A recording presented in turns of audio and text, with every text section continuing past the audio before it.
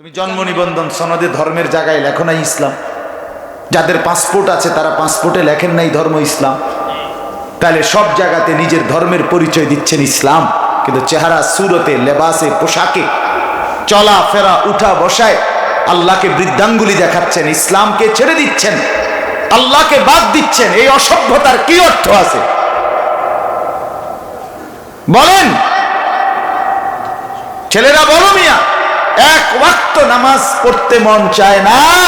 আরে তুই মানুষের বাচ্চা কেমনে বেটা? খানা পিনা তো বেটা জানোয়ারও খায় বেটা, কুকুর বিড়ালও তো খায় বেটা। মুসলমানের ঘরে জন্ম নিয়ে আছে 16টা বছর, 18 বছর তোমার বয়স, 20 বছর বয়স, তুমি তাগড়া জওয়ান, সুস্থ, নাক চোখ হাত পাও সুস্থ।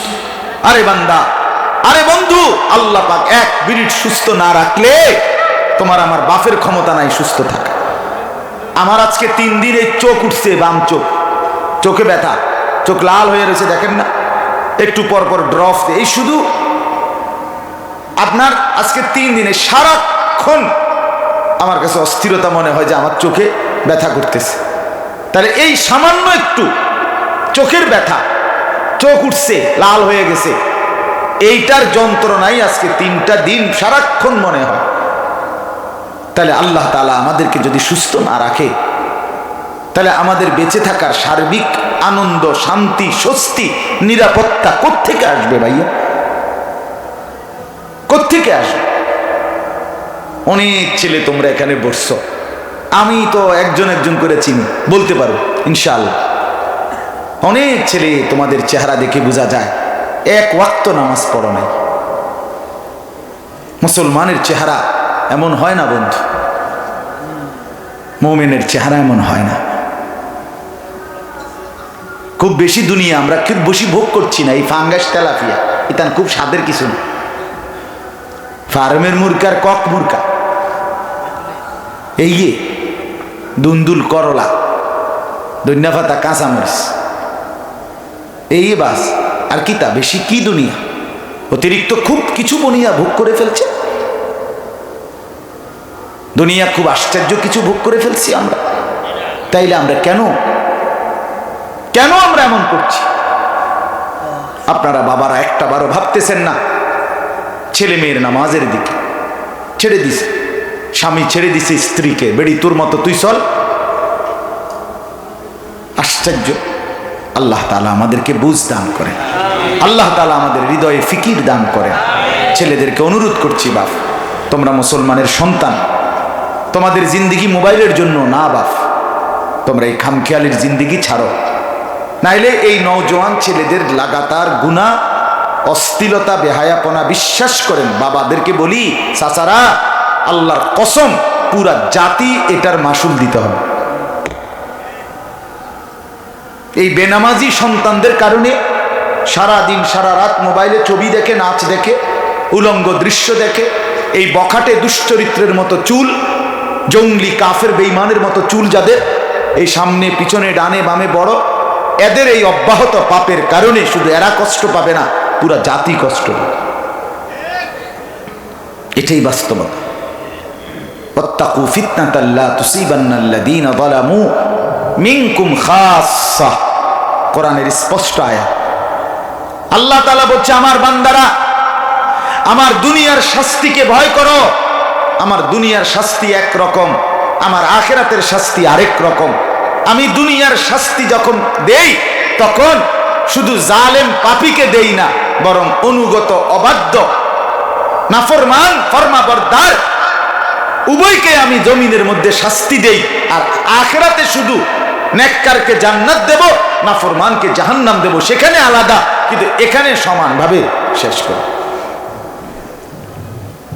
এই জন্য কোথাও যদি ঘূর্ণিঝড় আসে, মহামারী আসে, টর্নেডো আসে, সাইক্লোন আসে, ভূমিকম্প আসে, কোথাও যদি কাফের মুশরিক কর্তৃক জুলুমের শিকার হয়, সেখানে নামাজিও মরে, বেনামাজিও মরে। মরে কিনা বলেন না কেন? তো নামাজি মরল কেন? আল্লাহ বলেন এটা আমার নীতি, আমার দুনিয়ার নিয়ম একরকম, আখিরাতের নিয়ম আরেক রকম, এটা আল্লাহ বলে রাখছে। আখিরাতে এই জন্য আমরা প্রত্যেকে, আমি যখন ওই রোহিঙ্গা মুসলমানরা যারা নির্যাতিত হয়ে আমাদের বাংলাদেশে আসছিল, বলেন শুধু হুজুররা, শুধু পাঞ্জাবিওয়ালারা, আজকে ফিলিস্তিনের ভিতরে যে ইসরায়েলের ইয়াহুদি বেঈমানদের দ্বারা মুসলমান নির্যাতিত হচ্ছে, এখানে শুধু হুজুররা মরতেছে না? তাইলে বাপ, তাহলে তুমি কিসের উপরে ভরসা করে আল্লাহকে ছেড়ে দিলা? ইয়াহুদিদের উপরে ভরসা করে? তোমার এই চুল তো ইয়াহুদিদের মতো। 100 বললাম আমি, কসম খোদা, এই সমাজের মুসলমানদের চুলের ব্যতিক্রম, যাদের চুল এই চতুর্দিকে বড়, ডানে বামে মাঝখানে অনেকগুলো চুল, পাখির বাসার মতো ডানে বামে বড়, এই বিকট বিশ্রী চুল, কসম আল্লাহর, এগুলো ইসরায়েলের এই ইহুদি কুত্তাদের। মাথা নোয়াইলে দোস্ত দেখা যায়, হাসো না। হাসা মানে প্রতিবন্ধী। যে গুনাহের কথা বলার পরে হাসে সে প্রতিবন্ধী, বুঝছো ছেলে? এর দূর দিমাগ যার নড়ে না, বুঝে না, সে অসুস্থ, সে মানসিক রোগী। যে আল্লাহর নাফরমানি যাকে কি করে না, নড়ে না, কোনো লজ্জা বোধ আসে না। এই যে আসে, হে কিতা জানি খায় আর অথচ হের চুল দেখেন। বাবা দাঁড়াও না, তুমি দাঁড়াও, সে দাঁড়াও, দাঁড়াও, দাঁড়াও মিয়া, দাঁড়াও, দাঁড়াও তো। আপনারা দেখেন তার বাবা কে, তার মা কোথায়, তার বংশ কোথায়, তার দেশ কি, তার জাতি কি, বলেন? তাকে জিজ্ঞেস করেন, বাপ তোর মাকে ভুলে গেলি, তোর বাবাকে ভুলে গেলি, তোর ধর্মকে ভুলে গেলি? আহা, এরম একজন, বলেন? এটা বুঝাইলাম আর কি। আমরা কি পরিমাণ হেরে গেছি, আমাদের পরাজয় কেন? মাত্র 92 লাখ, 1 কোটি না বাপ। ইসরায়েলের ইহুদি 1 কোটি নয়, 90 থেকে 92 লক্ষ ইহুদি, আর আমরা সারা পৃথিবীতে 180 কোটি মুসলমান, 57টি মুসলিম রাষ্ট্র, 180 কোটি মুসলমান প্রতিবাদ করছে, বিক্ষোভ করছে, মিছিল করছে, আন্দোলন করছে, স্লোগান দিচ্ছে, কিন্তু ইসরায়েলের ইহুদি বেঈমানরা 1 বিন্দু আমাদের এই আহ্বানকে 2 পয়সার পাত্তা দিচ্ছে না।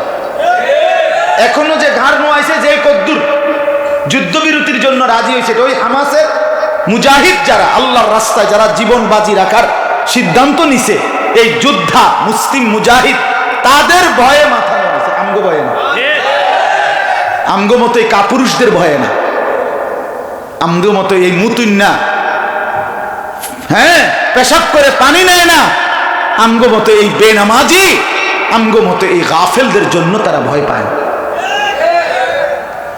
আমরা হেরে গেছি দোস্ত, কলিজার ব্যথার থেকে বলতেছি। এই সন্তান কিভাবে ইসলামের জন্য দাঁড়াবে? মুসলমানের এই সন্তান নিজের ঈমান কিভাবে বাঁচাবে? তোমরা বলো মিয়া, আগামী মুসিবত তোমাদের, বিশ্বাস করো বন্ধু, আমি আর কোনোদিন নাও আসলে না আসলাম, কিন্তু মনে রাখো এই বন্ধুর কথা, আগামীর সময়টা চূড়ান্ত সময়, যে সময়টা ঈমান রক্ষার সময়। তুমি মুমিন থাকবা কিনা এটা প্রমাণ করার টাইম সামনে। এই পৃথিবীর এই গোলযোগের ভিতর দিয়েই দাজ্জাল বের হবে, ইমাম মাহদি বের হবে। মাহদি ডাকবে ঈমানের দিকে, ইহুদি আর দাজ্জাল ডাকবে কুফরের দিকে। তখন যাদের চেহারা, সুরত, চলা ফেরা, আমল, আখলাক আর ঈমান আমলের উপরে থাকবে না বিশ্বাস, তারা হেরে যাবে, তারা দুশমনের দলভুক্ত হয়ে যাবে। আল্লাহ রাসূল সাল্লাল্লাহু আলাইহি সাল্লাম বলছেন, দাজ্জাল যখন বের হবে 40 দিনের মধ্যে মক্কা মদিনা ছাড়া কোটি কোটি মুসলমান সারা পৃথিবীতে ঈমানদার, কোটি কোটি মুমিন দাজ্জালকে খোদা মেনে দাজ্জালের অন্তর্ভুক্ত হয়ে যাবে। আল্লাহর কসম, এটা হাদিস। রাসূলুল্লাহ সাল্লাল্লাহু আলাইহি সাল্লাম বলেন, দাজ্জালের মূল সঙ্গী 70,000 ইহুদি, 70 আলফা ইহুদি। নবীজি বলছেন 24 ঘন্টা দাজ্জালের সাথে থাকবে।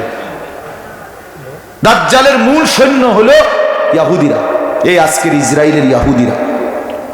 এরা এখানে, এরা ছিল ইউরোপে, এরা ছিল ইংল্যান্ডে, এরা ছিল আমেরিকায়, এরা ছিল ফ্রান্সে, এরা ছিল অস্ট্রেলিয়াতে।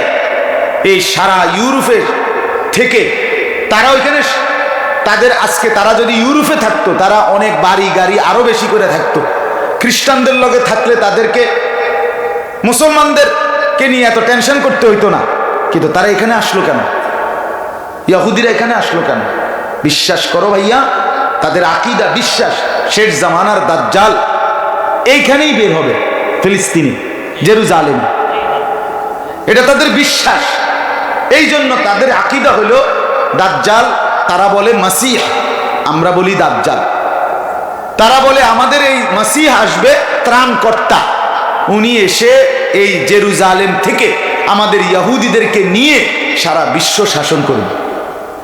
এই হলো ইহুদিদের আকীদা। ইহুদিদের খোদার কসম আকীদা, পৃথিবীর মাটিতে একটি মুসলমান বাঁচতে দিবে না, এটা হলো তাদের বিশ্বাস। এরা ফিলিস্তিনের মুসলমানের বিরুদ্ধে যুদ্ধ করছে না, এরা আমাদের 180 কোটি মুসলমান